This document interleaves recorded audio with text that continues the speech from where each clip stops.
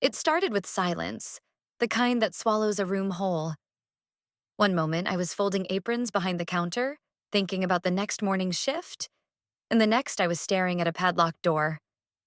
The cafe had closed overnight. No warning, no severance, just a note taped to the glass that might as well have been written in ash. I stood there, rent already late, my bank account a shallow puddle. And then came the voice I didn't want to hear.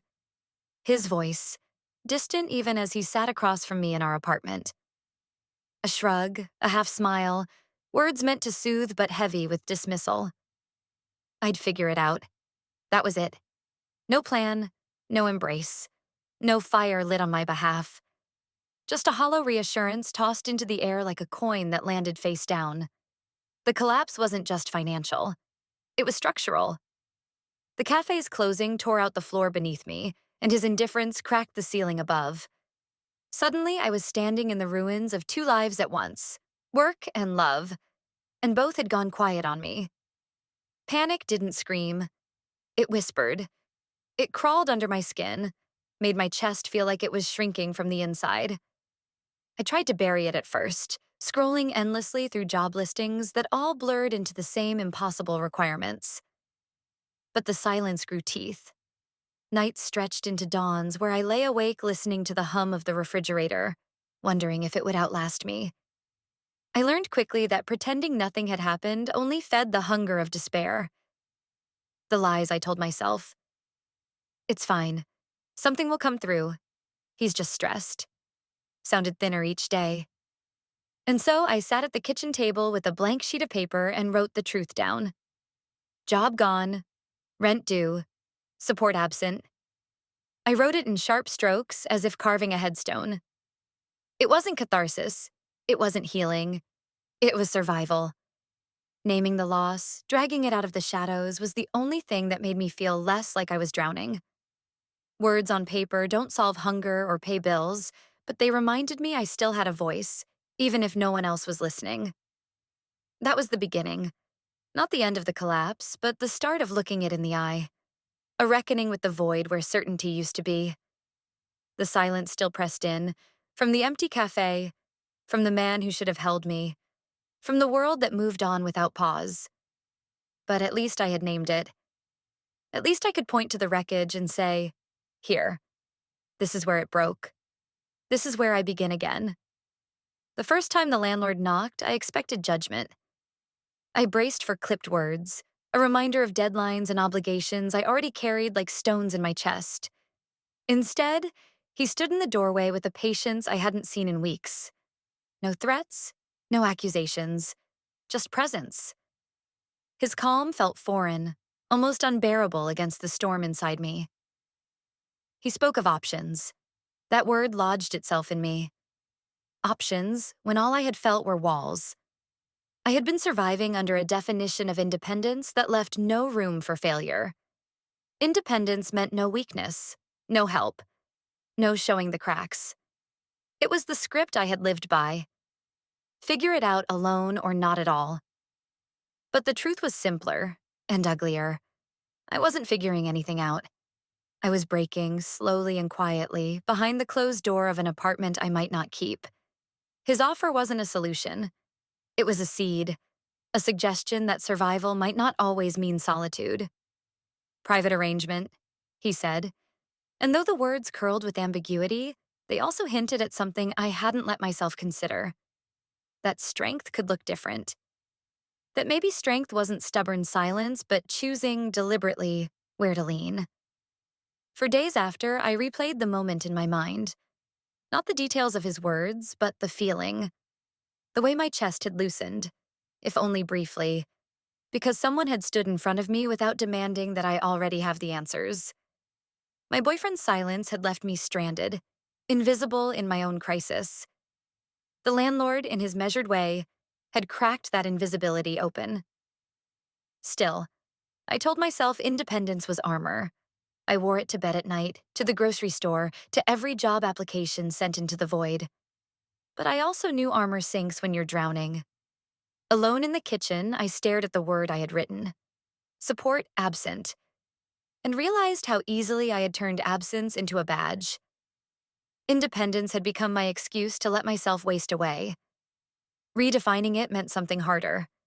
Admitting I needed, admitting I wanted, not just money, not just stability, but a kind of presence I could not conjure on my own.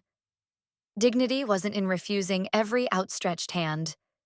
Dignity was in choosing carefully, claiming survival on my terms, even if those terms looked unconventional, even if they blurred lines I once thought fixed. The seed of possibility had been planted. I told myself I hadn't agreed to anything, hadn't committed. Yet the thought lived in me, pulsing, reshaping what independence could mean. I wasn't sure yet if that made me weaker, or finally, after so much silence, a little stronger. The day I decided to go to his office, I caught myself standing in front of the mirror, lipstick in hand. It wasn't vanity. It was ritual. A small armor of color on lips gone pale from stress. I changed my shirt twice before settling on one that didn't cling too tightly, didn't look too worn. I told myself it was nothing. Just a conversation. Just exploring what options really meant. But the act of preparing gave me away. I wanted to be seen. The walk over felt longer than it was. Each step carried both dread and relief. Dread of what I might be agreeing to. Relief that I wasn't just sitting at the kitchen table staring at a piece of paper with job gone, rent due, support absent scribbled across it. At least I was moving. At least I was showing up. His office smelled faintly of old wood and something clean, almost medicinal. I noticed the small details. The framed certificates, the neat stacks of paper, the absence of clutter. It was nothing like the apartment where I lived, where dishes piled and silence festered. Here, everything seemed arranged, intentional. I sat across from him, legs crossed tightly, hands folded to still their fidgeting. He didn't push. That was what unnerved me most. He spoke carefully, laying out possibilities without pressing me toward any. The room was thick with unspoken things, but the silence wasn't cruel the way my boyfriend's was. This silence left space. It let me breathe. I left that office without any decision made, without anything signed or promised. But I walked out with the weight of inevitability pressing against me. On the way home, I couldn't shake the contradiction. I told myself I had kept my agency intact by leaving, by not committing. Yet deep down, I knew the very act of walking into that office had shifted something in me. I had crossed a threshold, even if the choice was only half formed. Later that night, I replayed the scene in my head. How I had sat straighter, how my voice hadn't cracked, how for once I felt like the one holding the reins, even in desperation. It wasn't control, not really, but it was a gesture toward it, a reminder that survival isn't always about winning. Sometimes it's about showing up, asking, listening, and walking away with the knowledge that you could return. And I knew I would return. The lipstick wiped clean before bed. The shirt tossed on the floor. None of it mattered. The step had already been taken. Independence had already been rewritten in my bones. The second time I went, I didn't bother with the lipstick. I didn't pretend it was a casual visit or a harmless conversation. Something had already shifted, and I carried that shift with me like a secret weight. The air in his office felt heavier this time, less like a negotiation, more like an inevitability. We sat across from each other, words running thin. Silence lingered, stretching, but it wasn't empty. It was alive, pulsing between us, carrying every unsaid question and every desperate answer I hadn't allowed myself to admit. My body knew before my mind caught up. The way I leaned forward slightly, the way my breath caught. The kiss wasn't an accident. It wasn't stolen. It was hungry, deliberate, chosen. My hand brushed the edge of his desk, steadying myself as if the ground beneath had shifted. In that moment, the world outside, the unpaid bills, the boyfriend's silence, the gnawing panic, faded. For the first time in months, I wasn't invisible. It startled me, how easy it was. Not the mechanics of it, but the surrender. I thought I would resist, thought guilt would barricade the door before I crossed it. Instead, desire threaded through necessity, blurring every line I thought I held. His lips didn't ask for permission, but they didn't take either. They met mine where I stood, as though I had invited him there all along. When I pulled back, my heart hammered, not with fear, but with recognition. I had crossed something, and there would be no way to return untouched. The guilt arrived, sharp and immediate, but it wasn't as loud as I expected. It wasn't the crushing weight of sin I had imagined. Instead, it was tangled with relief. That relief scared me more than the act itself, because it meant the transgression wasn't just about survival. It wasn't just about rent or options or desperation. It was about being seen, being wanted, and realizing I had been starving for that long before the cafe ever closed its doors. I left his office with my lips still warm and my mind circling the truth I didn't want to name. Survival had driven me there, yes. But desire had kept me in that chair, had tilted me forward into a moment I couldn't erase. The kiss was not theft or coercion, it was choice. And in its clarity, I felt the dangerous power of knowing I could choose again. At home, silence grew thick, a structure I moved through like a maze. My boyfriend's words had withered into fragments, platitudes thrown into the air and left to fall where they may. He asked nothing of me, expected nothing from me, carried on with the dull rhythm of his own life as though mine hadn't fractured. I became invisible in my own apartment, a shadow moving between the kitchen and the bed. His presence was there in body, but absent in every way that mattered. The contrast sharpened with every encounter outside those walls. The landlord did not ask for explanations or apologies. He did not minimize the panic that lived in my chest. He asked simple questions that pierced deeper than any speech. Was I okay? It was a question my boyfriend had not asked in weeks, maybe months, and its gentleness disarmed me. That single thread of kindness unraveled the defenses I had been stitching so tightly. Living in two worlds felt like splitting in half.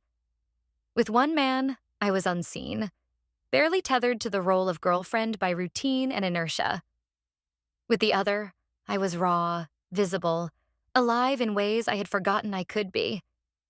The contrast itself became intoxicating, as though I had been given a mirror to my own erasure and could no longer unsee it. I began to journal the differences, almost as if keeping score. One column for the boyfriend. Silence, distance, dismissal. Another for the landlord. Attentiveness, patience, acknowledgement. I told myself it was just a way to understand, to sharpen my awareness. But each word written on those pages pulled me further toward the one who saw me. The imbalance was undeniable, and with each entry I realized I had been starving in one world while tasting something like relief in the other. The duality was unbearable and yet irresistible. I woke beside a man whose touch had gone cold, and I craved the memory of lips that met mine without hesitation. I washed dishes in the sink and replayed the sound of his voice saying only what needed to be said, nothing more. Two worlds, and I was straddling both, pulled apart by the gravity of neglect and the gravity of desire. What frightened me wasn't just the choice that loomed ahead. It was how little of a choice it had begun to feel. The more invisible I became at home, the more alive I became elsewhere. And soon, I realized, the pull between those two worlds would tear one of them apart. It never happened all at once. That's the part that still lingers. The way it built itself slowly, link by link, like a chain tightening around me without my noticing. One visit turned into two. A kiss became a touch.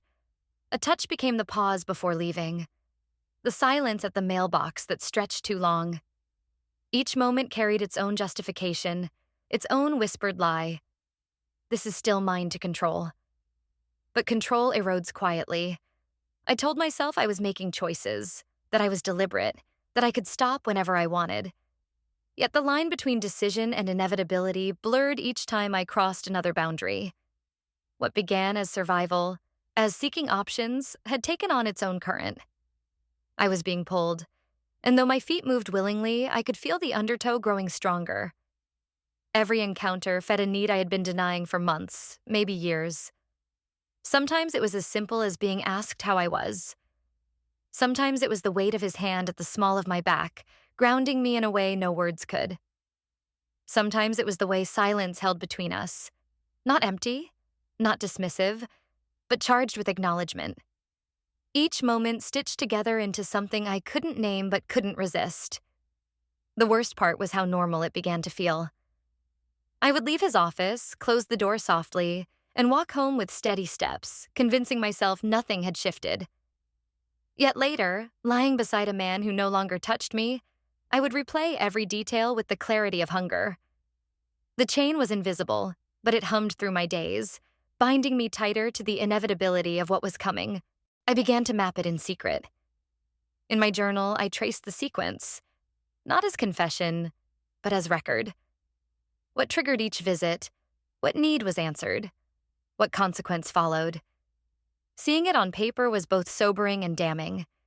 It gave me distance, yes, but it also revealed the truth I didn't want to admit. This wasn't random. This wasn't accident. This was a pattern, and I was feeding it. I told myself I was still in control. But control, once named, was already slipping. The chain wasn't around my wrists yet, but I could feel its weight. And deep down, I knew that the longer I let it coil, the harder it would be to break free. By the end, there was no single revelation, no cinematic moment where guilt crashed in and set everything ablaze. It came like a slow tide, creeping higher until I had to admit I was already soaked through. I had crossed the line, and not just once. What haunted me wasn't the betrayal itself, but the ease with which it had happened. I thought cheating would feel like a violent rupture, a crime carved into my skin. Instead, it felt terrifyingly natural, like breathing after being held underwater too long. That ease unsettled me more than the act, because it forced me to face what I had been denying. The collapse at home hadn't begun with the kiss. It had begun long before, with silence, with distance, with a man who stopped seeing me while sitting right beside me. My boyfriend remained detached, as if my unraveling existed in a world parallel to his own. He noticed my absences, perhaps, but never asked where I'd been. He didn't push, didn't pry. He didn't care enough to. His silence became the wall I stopped trying to climb. And the landlord. He remained steady, a figure of presence rather than demand. He hadn't offered salvation, hadn't promised rescue. What he gave was simpler and more dangerous. Acknowledgement. He saw me, and in being seen, I had found something I hadn't known I was starving for. Desire, yes. Survival, yes. But also visibility. To exist fully in someone else's gaze after being erased for so long was enough to pull me past every line I thought I wouldn't cross. The reckoning came in quiet moments. Sitting on the edge of the bed, staring at my reflection in the dark window. Washing dishes while the silence at home pressed against my spine. Flipping through my journal where the chain of choices stretched like a map of inevitability. The hardest truth was not that I had betrayed him, but that the betrayal revealed how little of us there was left to break. So the question shifted. It was no longer about guilt alone or desire alone. It was about direction. Was this path I had carved just an escape hatch? A temporary breath before drowning again? Or was it the threshold of something lasting? Something I hadn't dared to claim before? Choice had to move beyond reaction. It had to move beyond the hunger for relief. I couldn't pretend anymore that I was being swept along by forces outside me. The collapse had happened. The chain of choices had bound me. Now, the reckoning demanded something harder, to decide deliberately which future I would stand in. And as I closed the journal one final time, I realized survival wasn't enough anymore. I had to choose whether to keep living half erased, or to step fully into a life, however imperfect, where I was finally seen.